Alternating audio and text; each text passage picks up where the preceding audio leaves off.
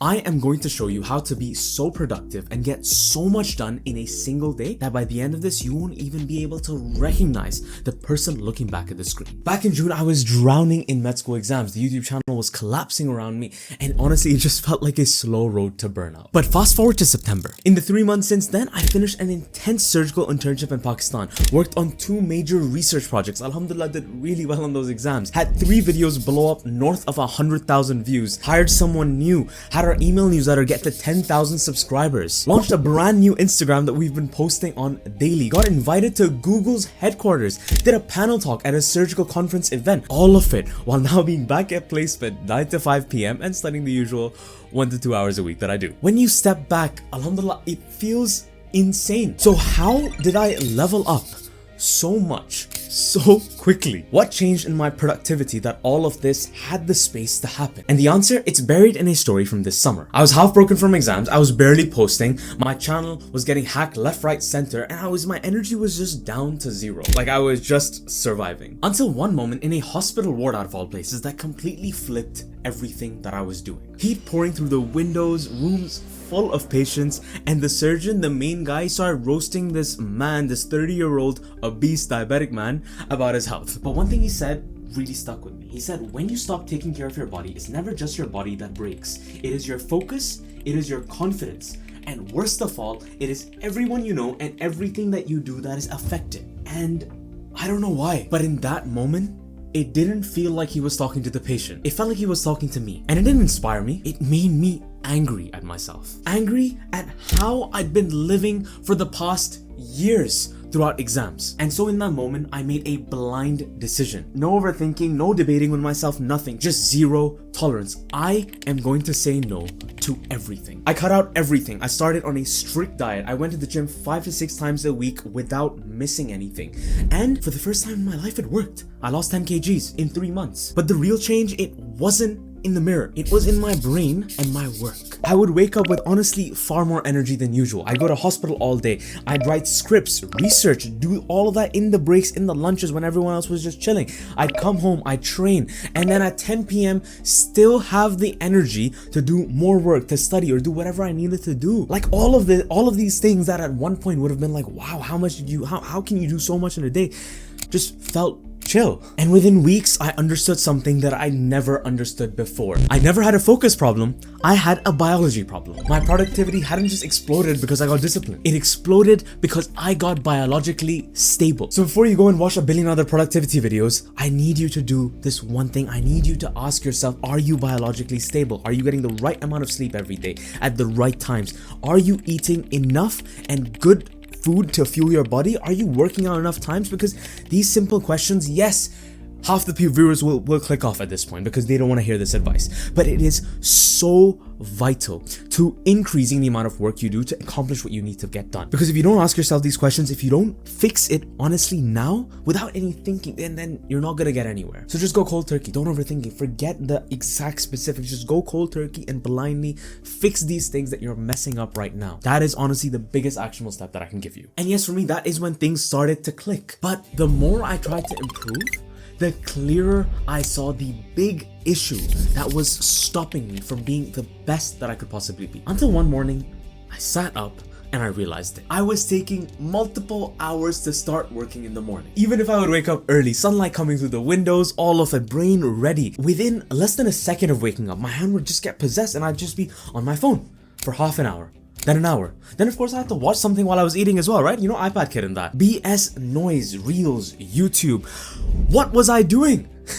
As soon as I woke up, overstimulated before I even had a chance to open my eyelids fully. And again, I was doing the same thing. I was giving into the comfort, the mental comfort, the same way I was with the junk food. And that's when I came across a concept called dopamine loading. I can spend time explaining the science to you, but essentially in the most basic sense, what it means is to avoid all of the dopamine activities that you're addicted to for at least 3 to 4 hours after you wake up. I know, crazy revelation, right? For me, this is what it looked like. Notifications off, phone on do not disturb, thrown on the other side of the room, and you switch to an alarm clock to wake you up. And yes, it would be difficult. Yes, it will take a while for you to rewire the way your brain works. It's a habit loop. You're literally grabbing the phone as soon as you wake up, using that dopamine to wake you up. It's gonna take a while to rewire how you think. But now it's quite easy. I wake up, I open the curtains, and I start working immediately. Within 1 minute of waking up. Because it's so doable. And when I work in the mornings, I understand concepts faster. I write better. My ideas are sharper. Even if I wasn't working, even if I was just eating, I plan my day better. I think about the important people and the important things in my life. I think about my religion and my prayers. Because my brain was actually free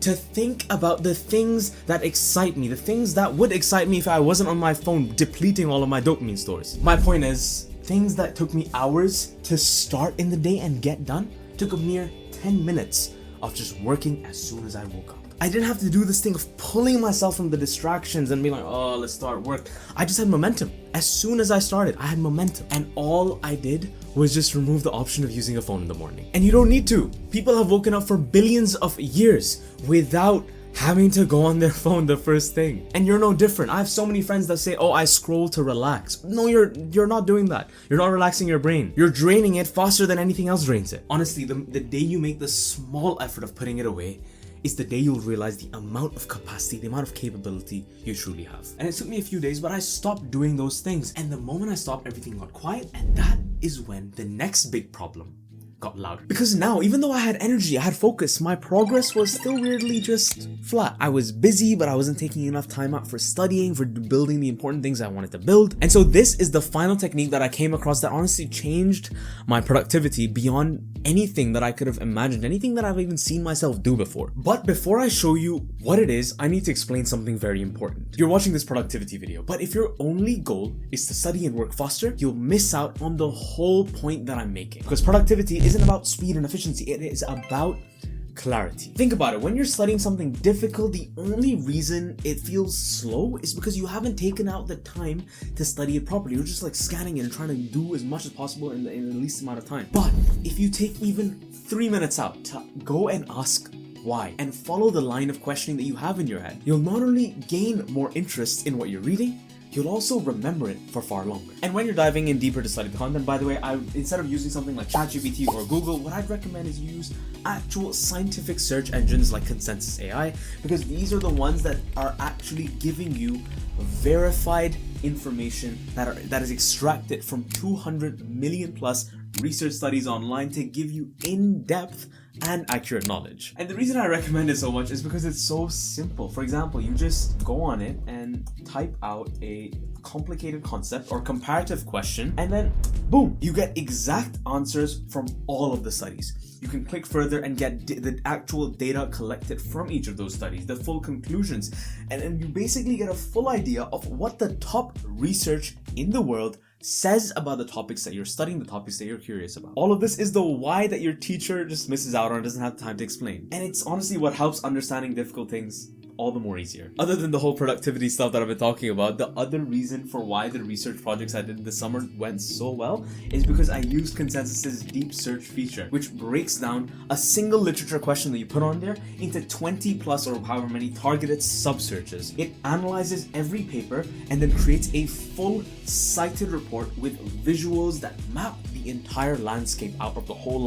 research topic that you're doing. Which, by the way, for anyone who knows about research or who has done this process, knows it's insane. I've honestly introduced so many of my friends to Consensus who are studying, doing research, and they've all been astounded by how levels ahead this search engine is. So if you're actually curious and want to experience using the tool for yourself, go check out the link in the description for Consensus. You get a full month off the premium subscription so you can try it out till your heart is content. But for now, let's get back to that final technique. And this is the final technique, the one thing that truly separates the people that accomplish huge feats in their life from the ones that do a lot of work. You know them, the ones that do a lot of work but don't really make any progress. And I only realized it a few weeks ago, and it just pisses me off that I didn't know about this sooner. Because for months before, the way that I'd worked was I'd open up my laptop and instantly just scatter myself across emails, do past questions, then look at some scripts, then reply to my editors, blah blah blah, just skimming over everything, doing no real work. Working all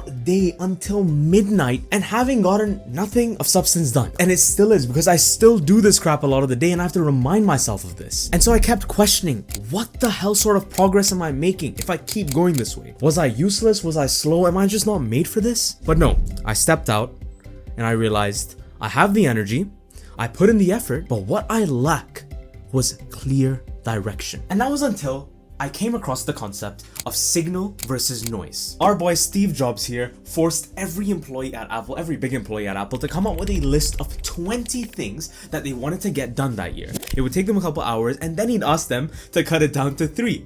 Okay, that would take them a few more hours. It would be tough. And then he'd ask them to cut it down to 1.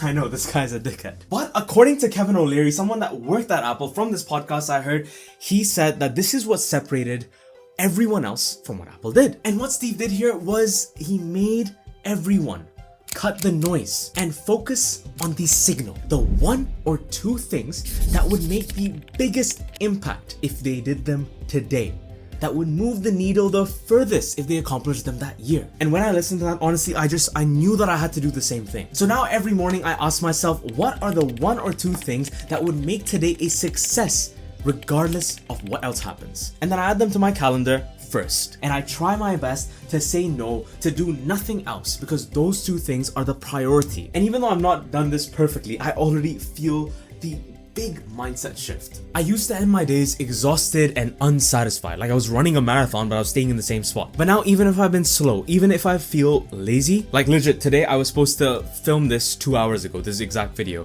but it was a signal task. So the fact that I'm doing this, the fact that I'm gonna accomplish this in this next 15 minutes and finish this video, means that I'm steadily building towards something, means that I'm improving, means that this is the one thing that I know will move the needle forward the most. Because at the end of the day, productivity is not about how much you get done. It's about how much of it actually matters. So signal versus noise. Think about that concept, look it up, really reflect on how it applies to even your studying, your exams, how you prioritize topics, all of it. And so in this video, I really just wanted to show you the things that I did over the last few months from my experience that really made the biggest impact and honestly allowed me to level up a lot compared to where I was. Biologically, prime yourself, fix your body. Delay the dopamine that you use up in your brain. There's a limited store, be smart about it. Use it for the right things. Scrolling isn't you relaxing at the end of the day. Get that idea out of your head. And lastly, fix the direction. So fix your body, fix your brain, fix your direction. It works out pretty well. Signal versus noise. These are honestly the things that I wish I could force my past self